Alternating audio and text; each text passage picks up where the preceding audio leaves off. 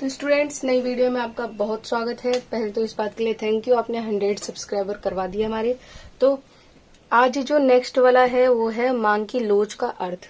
देखिए, मांग की लोच, ठीक है। मांग की लोच एक टाइप से मैं अपने शब्दों में बताऊं, मांग की जो लोच होती है वो मांग और कीमत के मतलब की कीमत घटती है तो मांग बढ़ जाती है, और मांग अगर जैसे कि मांग अगर बढ़ती है तो कीमत घट जाती है, ठीक है। तो इसमें विपरीत संबंध होता है। तो मांग की लोच का अर्थ यही बताता है, यह मूल्य में परिवर्तन के फलस्वरूप, मतलब कि जब मूल्य मतलब कि कीमत में परिवर्तन होता है, केवल मांग के परिवर्तन की दशा को बताता है, ठीक है। इसमें सिर्फ मांग की दशा को बता गया है। मांग का नियम यह भी बताता है कि मूल्य में परिवर्तन के कारण मांग में कितना परिवर्तन होता है। एग्जाम्पल के थ्रू समझिए, जैसे कि यहाँ मान लिया हमने कीमत, ठीक है, और यहाँ मान लिया हमने मांग, ठीक है। दिख रहा है, एक सेकेंड।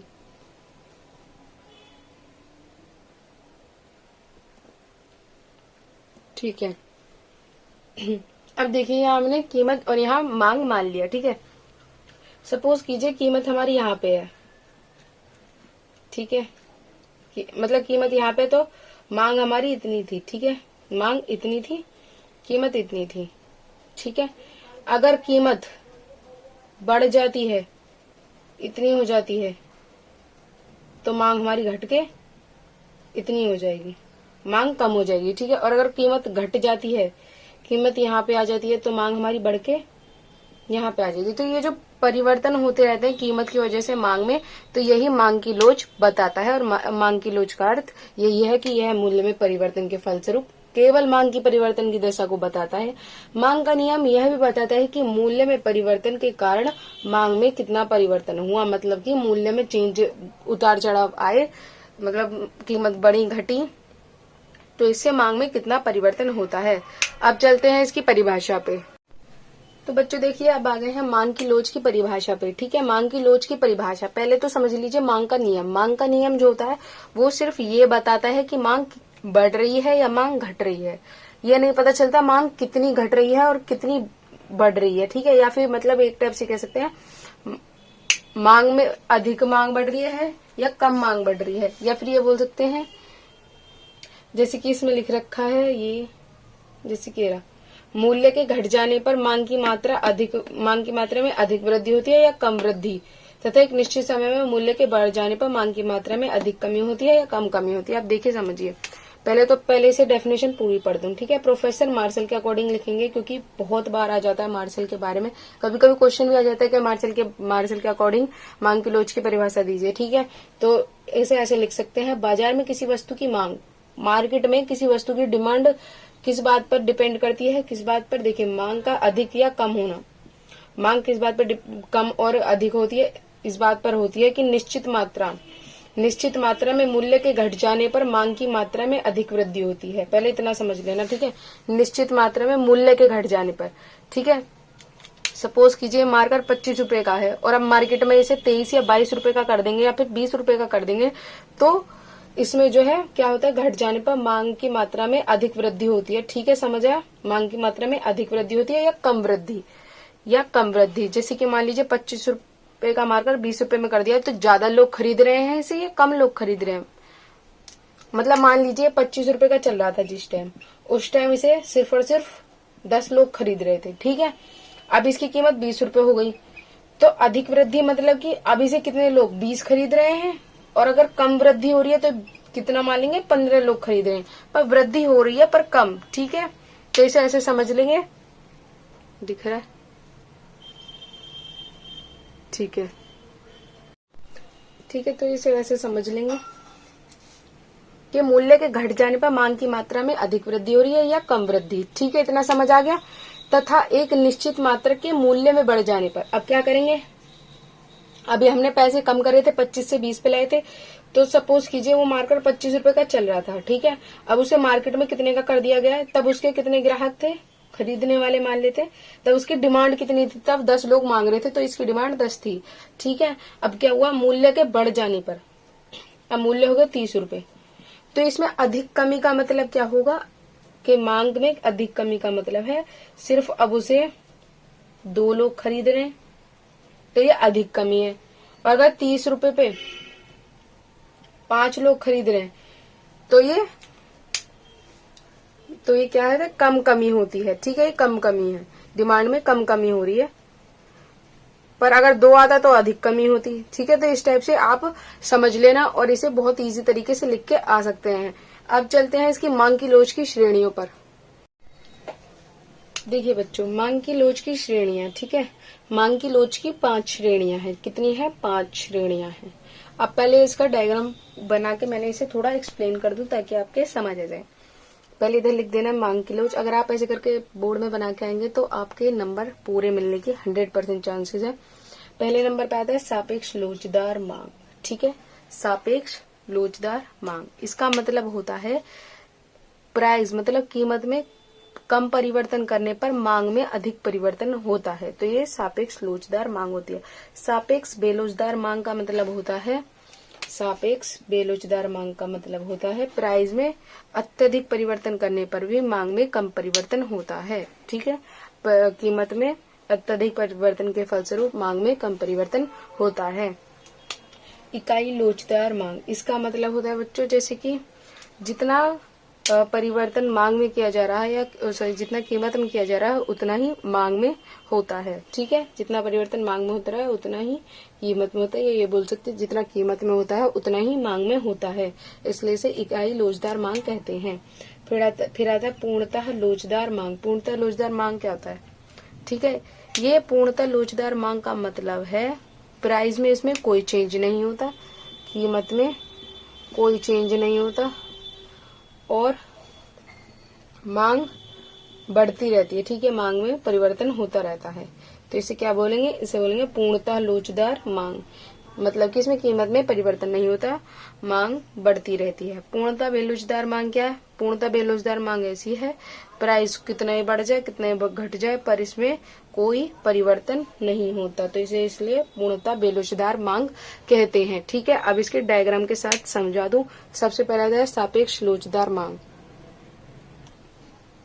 अब बच्चों पहले नंबर पे आता है सापेक्ष लोचदार मांग। ठीक है, बता दिए सापेक्ष लोचदार मांग, जिसमें प्राइस के कम परिवर्तन के फलस्वरूप इसके जो होती है मांग में अधिक परिवर्तन होता है। अब देखिए इसमें क्या लिखा है, पहले पढ़ लेते हैं। जब किसी वस्तु की मांग में परिवर्तन वस्तु की कीमत में होने वाली, जब किसी वस्तु की मांग में परिवर्तन वस्तु की कीमत में होने वाले परिवर्तन की तुलना के अनुपात से अधिक होता है, किसमें? मांग में। ठीक है, अधिक होता है तो उसे सापेक्ष या अत्यधिक लोचदार मांग भी कह सकते हैं। अब देखिए इसका डायग्राम कैसा है। देखिए पहले तो आपको क्या समझना है, डायग्राम में मैंने ये बता दिया था। यहाँ आप मान लीजिए कीमत, जिसे हम पी प्राइस बोलते हैं, जिसे हम पी से रिप्रेजेंट करेंगे। इधर मान लेते हैं हम मांग, जिसे हम इंग्लिश में डिमांड बोलते हैं, जिसे हम एम से रिप्रेजेंट करेंगे। ठीक है, तो अब क्या है, देखिए इसमें बोला गया है जब किसी वस्तु की मांग, ठीक है, मान लीजिए पहला प्राइस यहाँ पे था। ठीक है, प्राइस यहाँ पे था, मांग तब हमारी इतनी थी। ये हम ऐसे करके बना लेते हैं। ठीक है, ये चल रहा था। ठीक है, अब क्या हुआ, अब ये हुआ बच्चों जैसे कि अब इसकी प्राइस है, अब हमने थोड़ी सी प्राइस बढ़ा दिया। ठीक है, प्राइस बढ़ा दिया तो इसकी मांग इतनी हो जाएगी, मांग कम इतनी हो जाएगी। ठीक है, और अगर हमने प्राइस घटा दिया, मान लीजिए इसी अनुपात में घटा देते हैं, तो हमारी जो मांग है वो इतनी हो जाएगी। ठीक है, तो अब देखिए अभी समझाओ, रुक जाओ, देखिए। ठीक है, P1 P2, जब प्राइस बढ़े तब भी मांग में परिवर्तन हुआ और उसके प्राइस के अनुपात में अधिक परिवर्तन हुआ। इसमें सिर्फ हमने इतना चेंज किया, इसमें देखिए इसमें ज्यादा चेंज हो रहा है ना, इसमें ज्यादा बैठ रहा है। ठीक है, इसमें इतना बैठ रहा है। और अगर प्राइस 2, अगर मांग मतलब कीमत कम कर दे तो मांग पे क्या प्रभाव पड़ेगा? मांग देखिए हमने सिर्फ कीमत में इतना सा परिवर्तन किया और मांग में हमें इतना परिवर्तन प्राप्त हुआ, तो इसे सापेक्ष लोचदार मांग कहते हैं। ठीक है, इसे जैसे कि हम एक रेखा बना देंगे। रेखा कैसे बनाएंगे? ऐसे इनसे जोड़ती हुई एक रेखा बना देंगे ये पॉइंट आप लिख लीजिए, जैसे कि पहला कौन सा था, पहले वाला B1 B2, ठीक है। डिमांड की लाइन है क्योंकि, तो डिमांड भी लिख देंगे D, इसे हम M लिखेंगे, इसे हम M1 लिखेंगे, इसे हम M2 लिखेंगे, ठीक है। और हमारी ये जो रेखा होती है, इस रेखा को वाई बोला जाता है और इसे एक्स अक्ष बोला जाता है, ठीक है। तो इसे इतना ही बोला जाएगा। इतना आप बना देंगे, पूरे आपके फुल नंबर मिलेंगे, पूरे फुल नंबर मिलेंगे आपको इतने पे, देख लीजिए, ठीक है। स्क्रीनशॉट ले लीजिए बेशक। अब चलते हैं नेक्स्ट क्वेश्चन, मतलब इसके नेक्स्ट पॉइंट पे।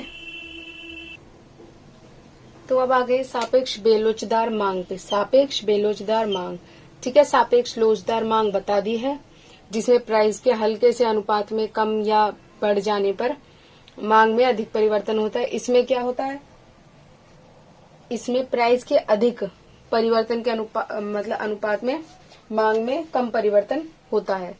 देखिए आप, जब किसी वस्तु की मांग में परिवर्तन उस वस्तु की कीमत में होने वाले परिवर्तन से कम अनुपात में होता है, ठीक है, तो वस्तु की मांग को बेलोचदार मांग कहा जाता है। क्या कहा जाता है, वस्तु की मांग को बेलोचदार मांग कहा जाता है। अब देखिए चित्र से समझाऊं इसे कैसे। देखिए अभी हमने क्या बताया था, ठीक है, ये बन गई हमारी कीमत वाली लाइन y, और ये बन गई हमारी x, यहाँ 0 लिख देना। और ये किसकी है, ये प्राइस की है, तो इसे p से रिप्रेजेंट करेंगे, इधर m से कर देंगे, ठीक है। ये मांग वाली रेखा है। तो देखिए हमारा प्राइस यहाँ पे था, ठीक है, और हमारी मांग यहाँ पे, ठीक है, मान लीजिए ऐसे है, ठीक है। अब देखिए प्राइस में इतना परिवर्तन हो रहा है, इतने अनुपात में परिवर्तन हो रहा है, कितना, प्राइस बढ़ के ज्यादा हो गया, प्राइस बढ़ गया है। तो प्राइस बढ़ने पर क्या, इतने अनुपात बढ़ गया है, उसी अनुपात में आप देखेंगे कि ये कितना बड़ा है, ये बढ़ेगा कि प्राइस के बढ़ने पर क्या होता है, डिमांड कम हो जाती है। तो ये कितनी कम हुई है, ये हल्की सी कम हुई है,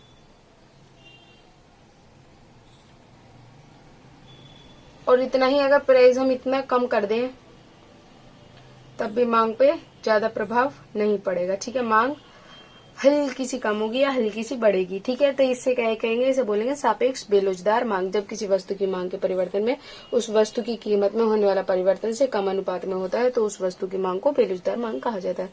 मतलब प्राइस ज्यादा बढ़े या प्राइस बिल्कुल बहुत कम हो जाए, मांग पे इस पे ज्यादा प्रभाव नहीं पड़ता, ये थोड़े से अनुपात में कम होती है और थोड़ी सी ही दिख रहा है, थोड़ी सी मांग कम होती है और थोड़ी सी मांग बढ़ती है, इसमें ज्यादा वो नहीं होता।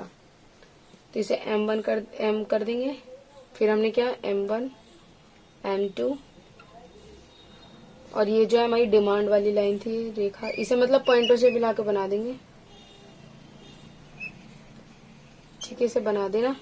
उसके बाद आप क्या लिख सकते हैं, जैसे कि ये डिमांड वाली है तो डिमांड लिख देंगे, फिर B लिख देंगे, फिर क्या B1 B2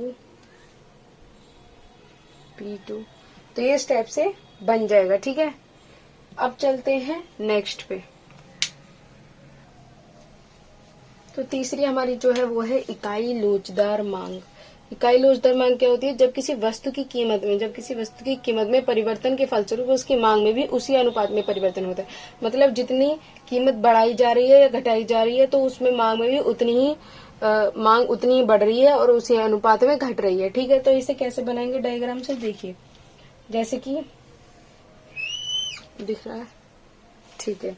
अब देखिए पहली बात रखे, इधर क्या आएगा, इधर क्या आएगा, पहले 0 लिख देंगे, P से हम प्राइस रिप्रेजेंट करेंगे। तो मान लीजिए पहले हमारा ये था,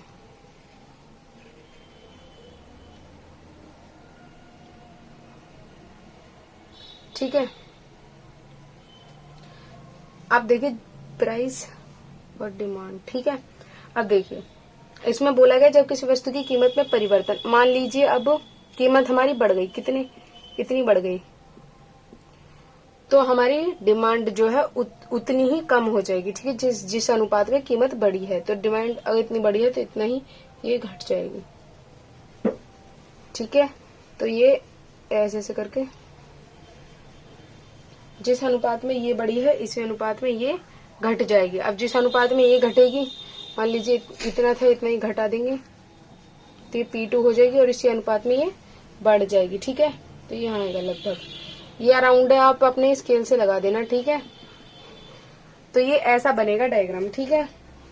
अब यहाँ M बता रखा है, तो M1 का आएगा, M1 इधर आएगा, M2 इधर आएगा, और एक डिमांड वाली रेखा जाएगी जो कि इन तीनों को जोड़ती हुई जाएगी, और यहाँ डिमांड लिख दीजिएगा। यहाँ पॉइंट जोड़ देंगे B1 एंड B2। प्राइस भी डल गई है, यहाँ आप चाहे तो आप डिमांड लिख देंगे, डिमांड एंड ये जो ये प्राइस है, ठीक है। तो इसमें बस यही बताया गया है कि इकाई लोचदार मांग में जब किसी वस्तु की कीमत, जितनी वस्तु की कीमत बढ़ रही है तो मांग उतनी ही घट रही है, मांग जितनी कम हो रही है, प्राइस जितनी कम हो रही है उतनी ही मांग बढ़ रही है। तो अब फोर्थ वाले पे चलते हैं।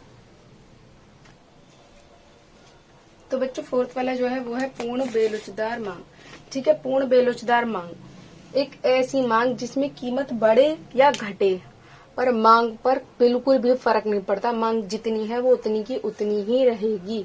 तो इसमें पूर्ण बेरोजगार मांग में यही बोला गया है कि जब किसी वस्तु की कीमत के परिवर्तन के फलस्वरूप, जब किसी वस्तु की कीमत के परिवर्तन के फलस्वरूप उसकी मांग में परिवर्तन नहीं होता, परिवर्तन नहीं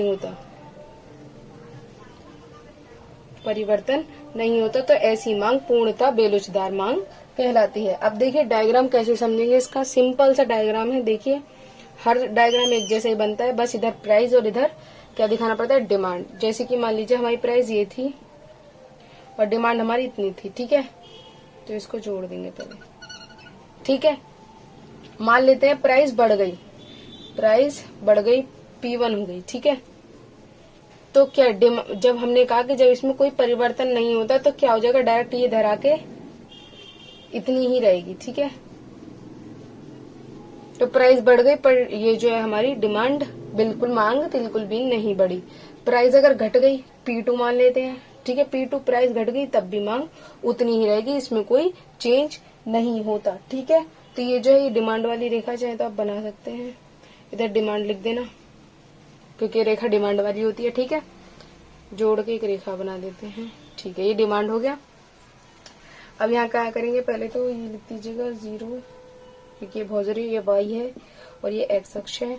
इधर आप चाहे डिमांड लिख दीजिए, क्योंकि पेपर में ना पूरा लिख के आइए, जितना भी पता है उतना पूरा लिखिए, क्योंकि पूरे पे नंबर फुल मिलेंगे आपको, ठीक है। अभी तो बस मैं समझा रही हूँ तो इसलिए कुछ छूट भी सकता है, पर आपको पूरा लिखना है, जितना आपको समझ आए सारी बातें लिखिए। तो इधर क्या था, इधर हमारा प्राइस था, ठीक है। तो पूर्णतः बेलोचदार मांग ऐसी ही होती है। अब चलते हैं नेक्स्ट पे।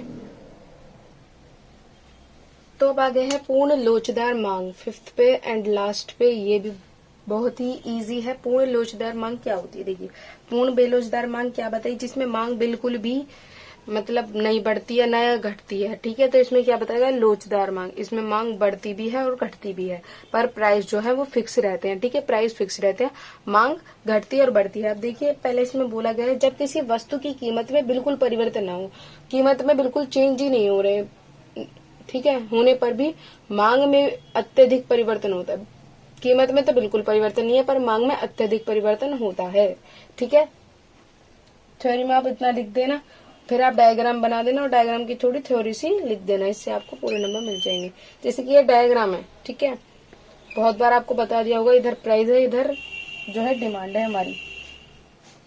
मान लेते हैं प्राइस हमारा इतना है, ठीक है, प्राइस इतना है, उस टाइम पे हमारी डिमांड इतनी है, ठीक है, डिमांड इतनी है। तो हम इसे किससे, M से कर देंगे, ठीक है, M। अब क्या हुआ, पहले तो इसे जोड़ लेंगे, ठीक है। प्राइस हमारी इतनी है और डिमांड हमारी इतनी है।